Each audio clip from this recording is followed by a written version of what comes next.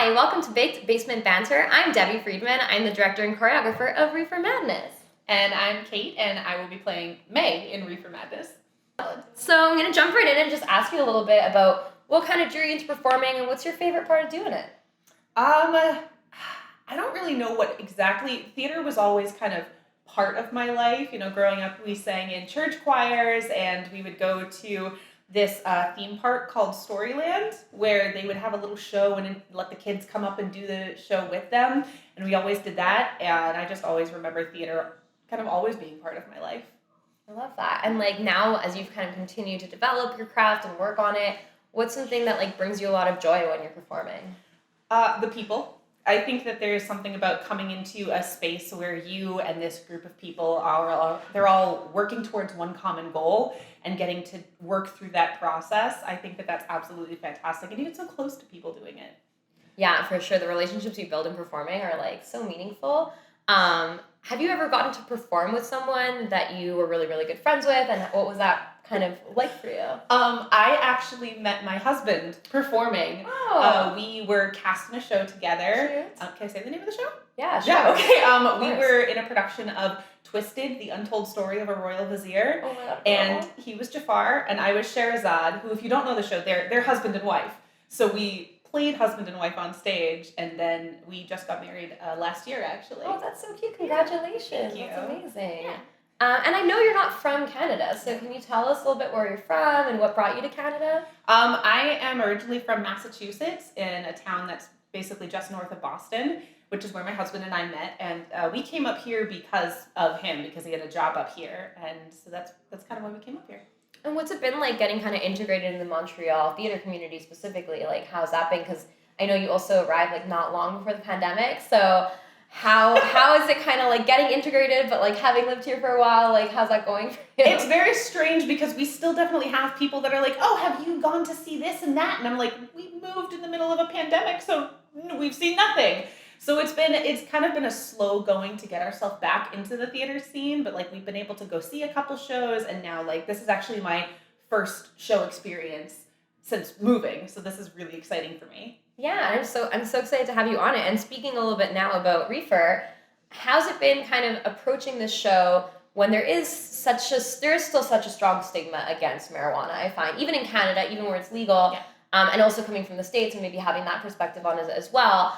How do you feel kind of working on a show that is about something that's stigmatized, and like the show itself kind of being a farce on that stigmatization, which is kind of fun to explore? I mean, growing up in Massachusetts, it's a little more liberal, so it was definitely less stigma than other parts, but also the house that I grew up in, very much there was just kind of a blanket, all drugs are bad sort of scenario, so you're kind of getting mixed messages there. But I think when it comes down to it, especially I'm someone who has anxiety, so I know that there are a lot of studies that have been done that it can help with that, and a lot of people kind of use that instead of going on traditional medication, sometimes when they talk to their doctors about that, and I think that really, it's good for them and it works for them kind of stuff.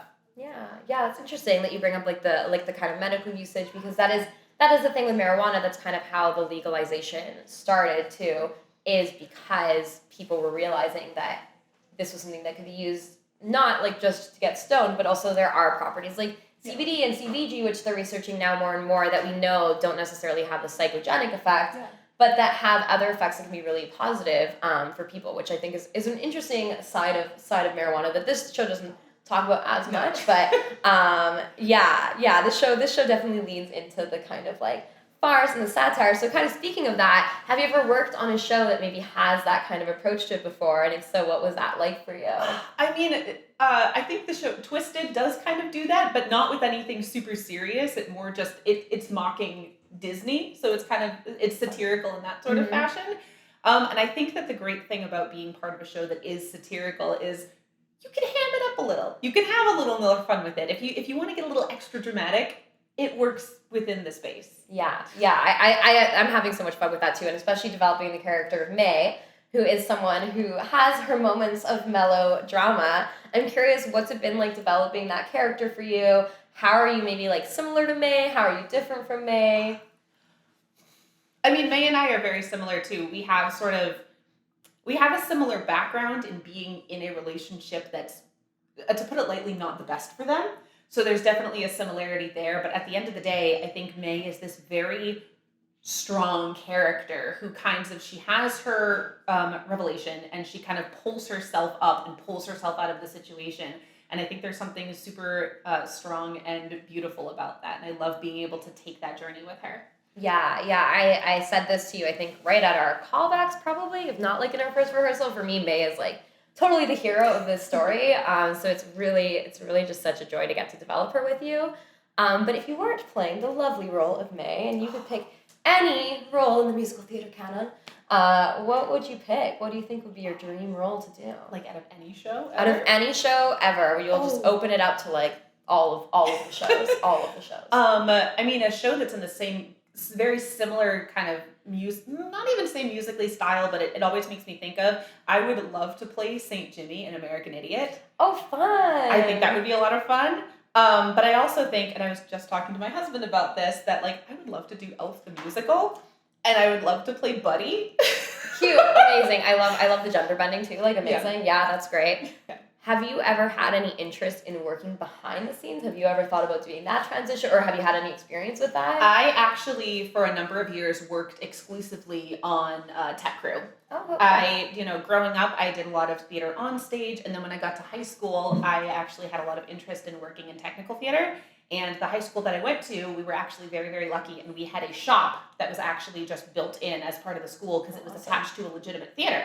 So I learned how to use power tools, I learned how to move things, it was a lot, and I honestly highly recommend that anyone who's doing things on the stage, I highly recommend that they take at least a year and work backstage and see what that's like, because you gain a whole new respect for it. Yeah, I mean, that's one thing that like I feel, especially after the pandemic, like just getting tech crews back and like showing those like technicians like the respect they deserve, because it really like that's how theater happens, you know what I mean? Like actors obviously are very important, and we love you, and like obviously the show could not go on without the people that go on stage, but I do think that's such a valuable thing, and I super agree with that advice that people should try to, as much as they can, learn about what goes on behind the scenes, even if you're not interested in necessarily working on it. As you said, like I do think it's a really meaningful experience, just as like I as a director still even occasionally force myself to try and perform every now and then, just so I can remind myself what performers go through before they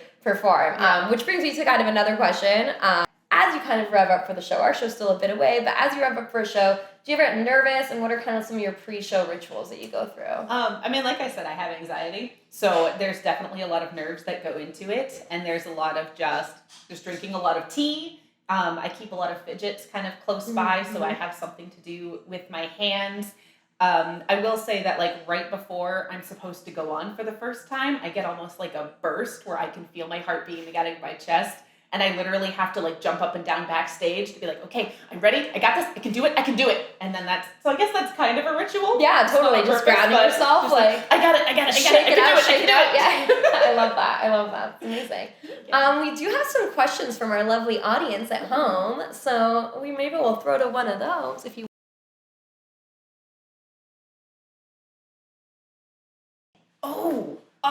So I actually, humble brag, I took a master class with Adam Pascal, where he said that one of the things you should do is you should not pick a new song for every audition. You should have 5 songs in your binder, and those should be the songs, and you just pick one that matches the show. So I have sung the song Happy to Keep His Dinner Warm from How to Succeed in Business more times than you can count, because I feel like that's my go-to right there. Amazing. Well, thank you so much for sitting down and talking to me. It was really fun getting to learn more about you. And I'm so excited to develop May with you. I'm so excited to portray May in this show with you and with all of our lovely cast members and this couch, which is the best cast member of all. The real star of the show. Real star of the show. Come see the couch.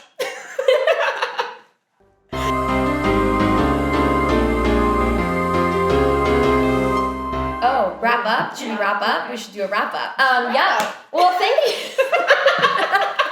Can that be the wrap?